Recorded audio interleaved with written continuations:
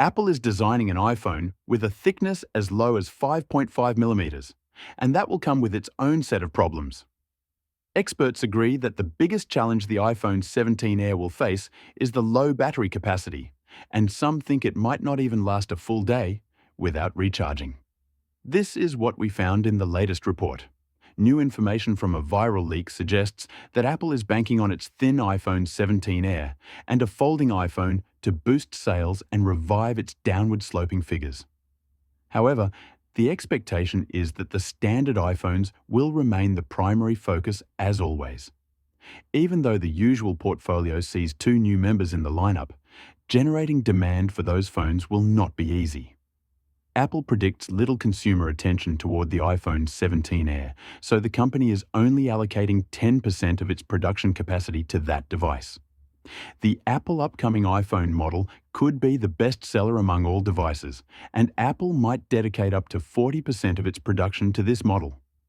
Then comes the iPhone 17 Pro at 25%, and the base iPhone 17 will be allocated the rest of the production budget.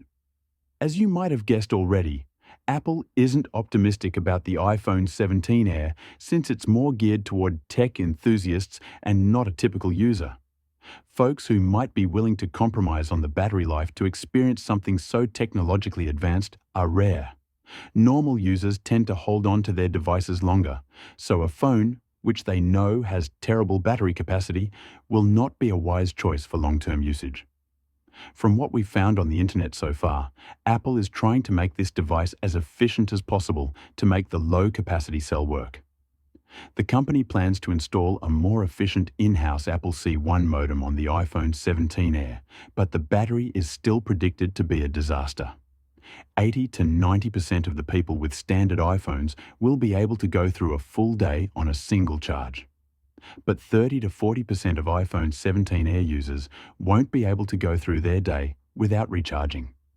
That's the reason why Apple seems to be creating a MagSafe battery pack, which the buyers can choose as an optional accessory, so they won't need to plug the device back in until the end of the day.